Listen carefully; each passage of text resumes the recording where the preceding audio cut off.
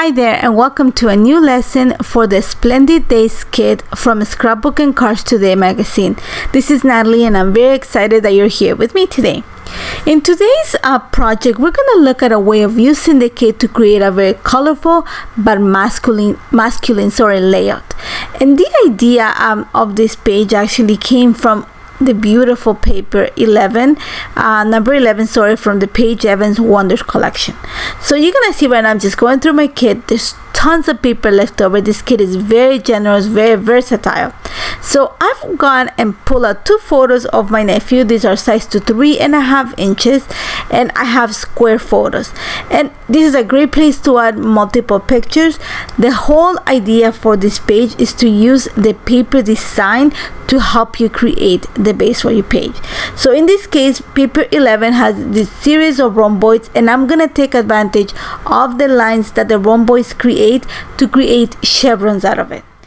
Now I want to make sure that when my chevrons are created, they are all symmetrical and they all fit nicely on my page. So I'm going to show you a fun way to create this and take some of the guessing work, like where sometimes you create chevrons, you don't know where to place them.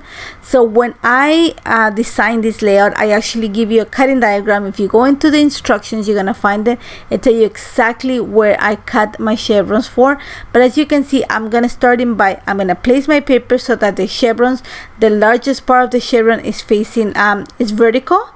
So I am gonna count the two rhomboids, the lighter color, and that's where I'm gonna mark one dot, and then that's gonna be the where I'm gonna cut my smaller chevron for. So again, refer to the cutting diagram so it makes it easier. Now the key to creating the chevrons in this case and to keep them all nice, symmetrical and angular is to take advantage of the chevron that you can create from the corners of your paper. That is because when you attach the chevron onto your cardstock, you're gonna have the reference to attach everything besides or next to each other from that particular chevron. So you're gonna see, again, refer to the cutting diagram so you know exactly where to cut your chevrons from. But you're gonna see that I've already gone ahead and cut them. I've cut the small and the medium one to be of 2 rows of rhomboids, while the largest one is gonna be a skinny one, just 1 row of rhomboids. So you're gonna see that right now I'm just cutting my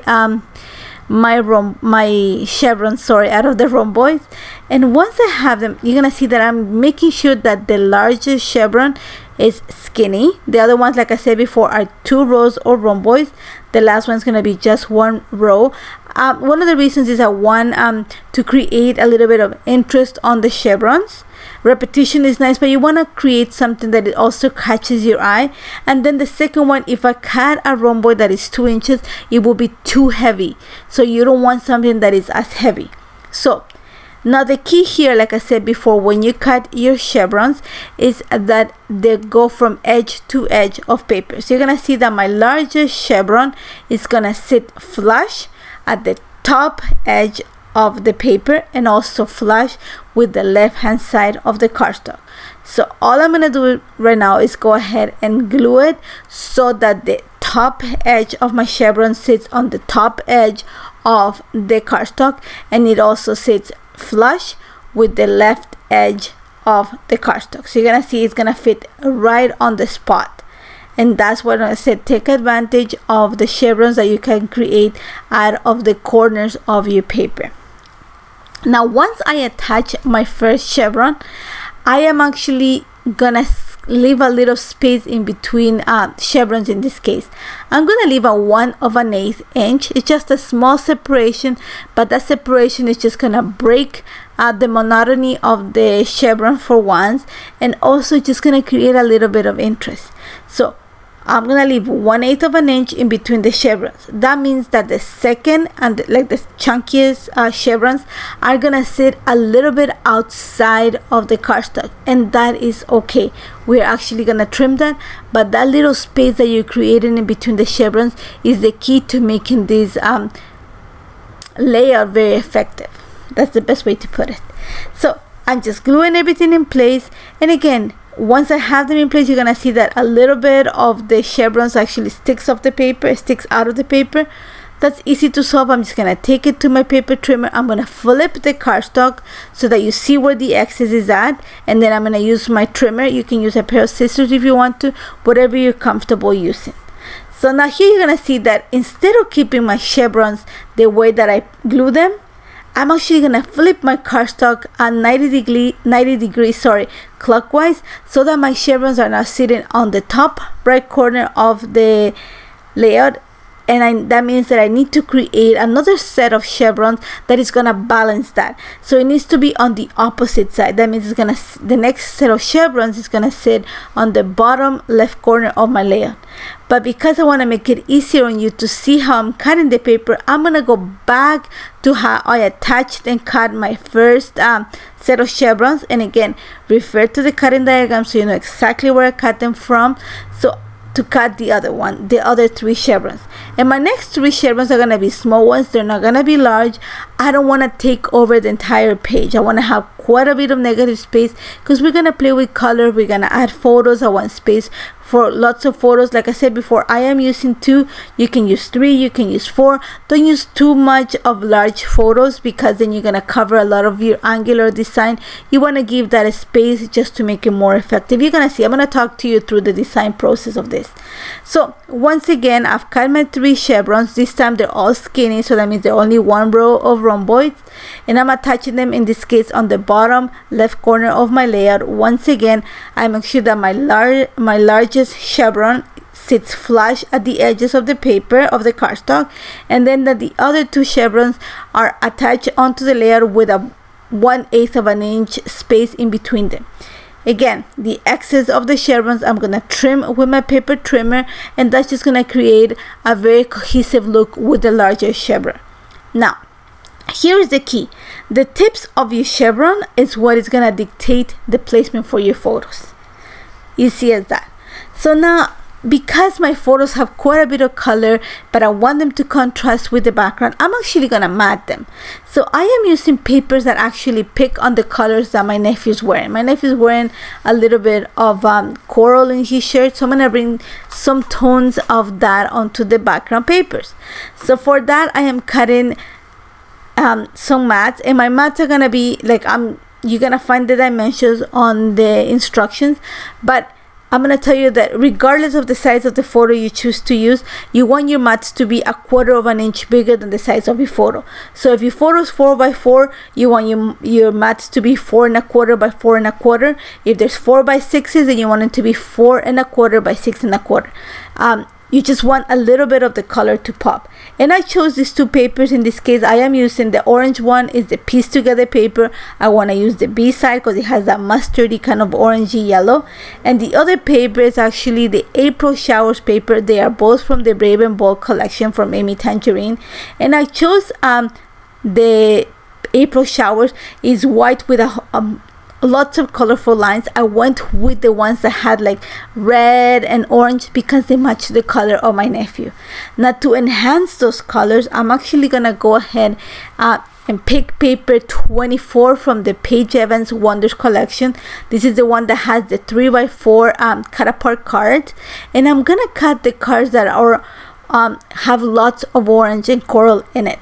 So that happens to be if you look on the paper with the branding strip facing up, it will be the second card on the right, and also the second card from the bottom right corner of your of the paper. So those are the cards that have quite a bit of saturation of orange, and I want that just to enhance the colors of the shirt.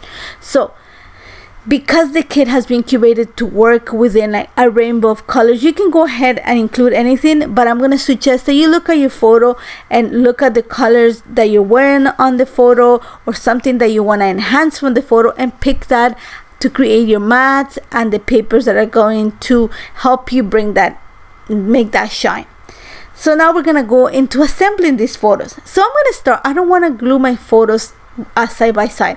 I want to take advantage of that angle that the chevron creates, just to make sure that I guide you through that too. And for that means that my photos need to be kind of an angle. That means that one's going to be higher than the other one. So my choice is I'm actually gonna flip my photos. I'm gonna put them in that angle that I want to, and I'm gonna attach a piece of washi tape behind them. That just makes it easier for me to work. Instead of working with 2 photos, I'm working with 1 picture. So then I'm gonna add some foam adhesive behind that, because that's gonna give it some lift on the paper. And then I'm gonna glue those 3x4 cards that I had cut out from the Wonders paper, the cut apart paper, and I'm gonna attach those ones so that one of the cards sits around 1/4 of an inch higher on the left hand side of the photo, and then the other one sits 1/4 of an inch lower on the right hand side of the photo. So think of it, I'm just elongated that offset that I created with the photos. Now is the right time to gonna go ahead, use my ruler, attach it right at the tip of the largest chevron. So you're gonna see how the tip of the chevron just points to the photos. And then all I'm doing right now is just embellishing. I haven't secured that little tag, but that's from the ephemera pack, and I know that's where my journaling is gonna go. Now for my title, I went and found this mandala piece from the ephemera pack, and I chose that because one, it has yellow, it has orange, it has a little bit of red, which are the colors that I want to emphasize. Now even though it's round, it's a contrasting shape to the angular design of my layout. I want to soften that angle a little bit, but mostly because if you look at the little the inside of the rhomboids, it has kind of that starburst shape. So the mandala has the kind of the same look. So that's gonna be that journaling spot is gonna be where my title is gonna go, and I'm gonna place it right at the tip of the second chevron work. And then I'm gonna use stickers from the Brave and Bold sticker sheet that's in your kit to create my title. I'm gonna make sure that it fits inside the circle in the mandala. After that is all gonna be about embellishing, and I'm gonna choose shapes that repeat.